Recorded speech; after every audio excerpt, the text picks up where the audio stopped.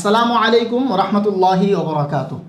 আপনি যদি আমাকে প্রশ্ন করেন যে হুজুর আমার কাছে কোনো কম্পিউটার নাই, আমার ইংরেজিও জানা নাই, কিন্তু আমার ভিতরে একটা দৃঢ় ইচ্ছা আছে যে আমি অনলাইন থেকে আয় উপার্জন করব, ফ্রিল্যান্সিং করব এবং একজন সফল ফ্রিল্যান্সার হব, আমার এখন কি করা প্রয়োজন, আমার এই বিষয়ে দিক নির্দেশনা দরকার।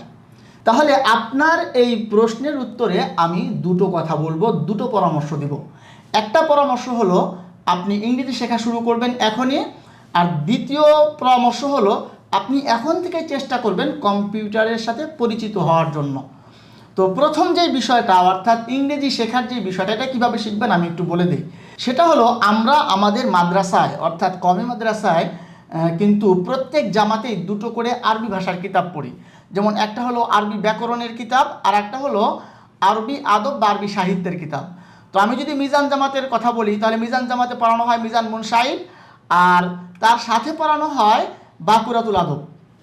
তারপরে যদি আমরা নাহমির জামাতে খেয়াল করি, তাহলে নাহমির জামাতে কিন্তু পড়ানো হয় নাহমির কিতাব, তার সাথে পড়ানো হয় রওজাতুল আদব।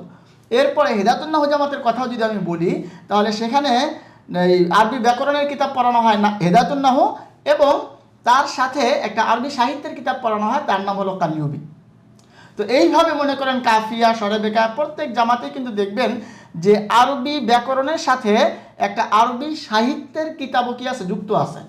ঠিক তদ্রূপ স্কুল কলেজেও একদম প্রথম শ্রেণী থেকেও ইংরেজি ভাষা শেখানোর জন্য এই রকমের দুটো কিতাব বা দুটো বই পড়ানো হয়। অর্থাৎ একটা হলো ইংলিশ গ্রামার পড়ানো হয়, আর একটা হলো ইংলিশ ফর টুডে পড়ানো হয়। এই ইংলিশ গ্রামারটাই হলো ইংরেজি ব্যাকরণ, আর ইংলিশ ফর টুডে যেটা, এটা হলো এই ইংরেজি সাহিত্য পড়ানো হয়। তো আমরা যদি আসলে ইংরেজিটা শুরু করতে চাই, ইংরেজি শেখাটা শুরু করতে চাই, তাহলে আমার পরামর্শ হলো আপনার আশেপাশে যে স্কুল আছে সেই স্কুলের আশেপাশে দেখবেন কিছু লাইব্রেরি আছে, অর্থাৎ স্কুলের বই বিক্রি করার জন্য কিছু লাইব্রেরি আছে। তো আপনি যদি সেই লাইব্রেরিতে যান, তাহলে দেখা যাবে ওই লাইব্রেরি থেকেই আপনি সেই স্কুলের প্রথম শ্রেণীর ইংরেজি বই, অর্থাৎ প্রথম শ্রেণীতে কোন ইংরেজি গ্রামার পড়ানো হয়, তারপরে কোন ইংলিশ ফর টুডে পড়ানো হয়, এবং দ্বিতীয় শ্রেণীর ইংরেজি বই, তৃতীয় শ্রেণীর ইংরেজি বই, চতুর্থ শ্রেণীর ইংরেজি বই, পঞ্চম শ্রেণীর ইংরেজি বই, এগুলো কিন্তু আপনারা পেয়ে যাবেন। অর্থাৎ সেখানে ইংলিশ গ্রামারও পাবেন, আবার সেই সাথে ইংলিশ ফর টুডেও পেয়ে যাবেন। তো এই দুটো বই যদি আপনি স্কুলের প্রথম শ্রেণী থেকে পড়া শুরু করেন, শেখা শুরু করেন, আমার মনে হয় যে আপনার যে ইংরেজির যে বেসিকটা দরকার, অর্থাৎ একদম ফাউন্ডেশনাল যেই ইংরেজির জ্ঞানটুকু দরকার, সেই জ্ঞানটুকু কিন্তু অবশ্যই আপনার এই স্কুলের এই প্রাথমিক যেই ইংরেজি বইগুলো আছে সেখান থেকে আপনি পেয়ে যাবেন।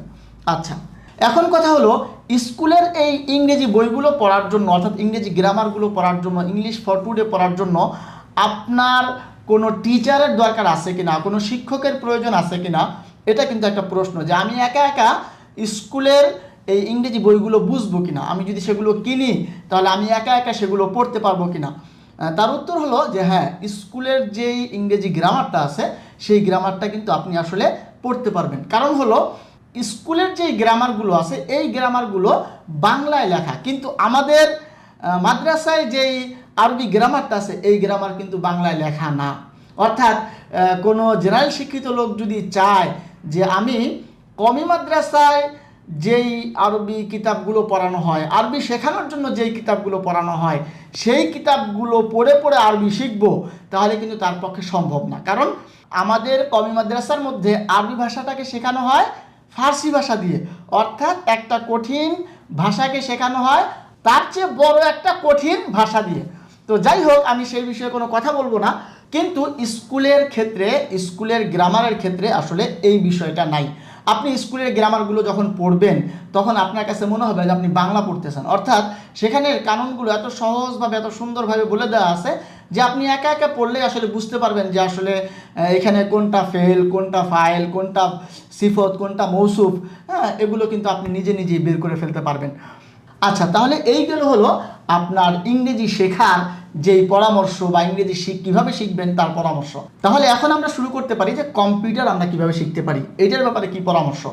তো কম্পিউটার শেখার ক্ষেত্রে যেই বিষয়গুলো শিখতে হয় সেটা হলো কম্পিউটার কীভাবে অন করবেন, কম্পিউটার কীভাবে অফ করবেন।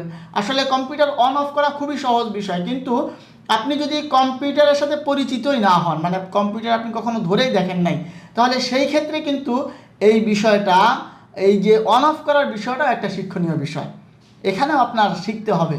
তো এই যে কম্পিউটার অন অফ করা, তারপরে কম্পিউটারে টাইপিং করা অর্থাৎ লিখতে পারা, তারপরে মনে করেন কম্পিউটারের মধ্যে মাইক্রোসফট অফিস আছে, সেখানে Microsoft Word, Excel, PowerPoint, এই যে বিভিন্ন ধরনের যে সফটওয়্যারগুলো আছে, এই সফটওয়্যারগুলোর বেসিক ব্যবহার শিখে ফেলা, অর্থাৎ আপনাকে কম্পিউটার ব্যবহারের বেসিকটা শিখে ফেলতে হবে, হ্যাঁ, যাতে করে আপনি কম্পিউটারকে কোনো ঝামেলা ছাড়াই চালাইতে পারেন, এই রকমের একটা দক্ষতা আপনাকে আনতে হবে। এই যে দক্ষতার কথাগুলো বলছি, এগুলো কিন্তু ফ্রিল্যান্সিং পেশা বা ফ্রিল্যান্সিং ক্লাস শুরু করার আগেই আমাদেরকে সম্পন্ন করতে হবে।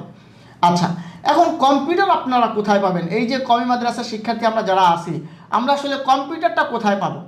কম্পিউটার এটা তো অনেক দামি জিনিস, তো এই জিনিসটা আসলে আমাদের পক্ষে, আমরা যারা কমি মাদ্রাসার শিক্ষার্থী আছি, আমাদের জন্য কিন্তু এই কম্পিউটার ধরা কিংবা কম্পিউটার শেখা অনেক দুরূহ ব্যাপার। তারপরেও আমার মনে হয় যে এখন বিভিন্ন জায়গায়, বিভিন্ন দোকানে দেখবেন যে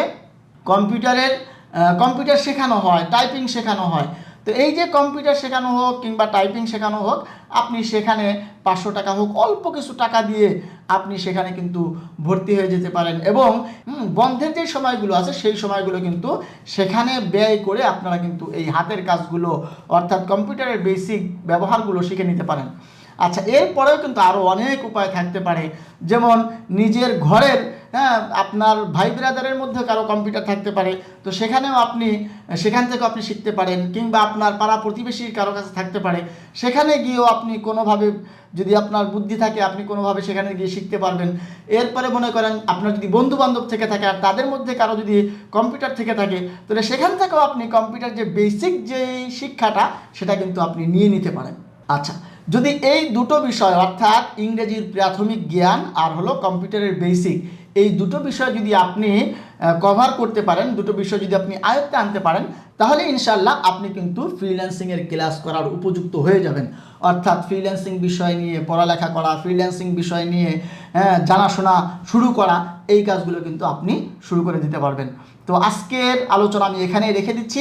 ইনশাআল্লাহ সামনের ভিডিওগুলোতে আরও বিস্তারিত, আরও সুন্দর আলোচনা আসবে। সেই পর্যন্ত সাথে থাকবেন, সুস্থ থাকবেন, এই আশাবাদ ব্যক্ত করে আজকের মতো এখানেই বিদায় নিচ্ছি। আসসালামু আলাইকুম রহমতুল্লাহি ওয়া বারাকাতুহু।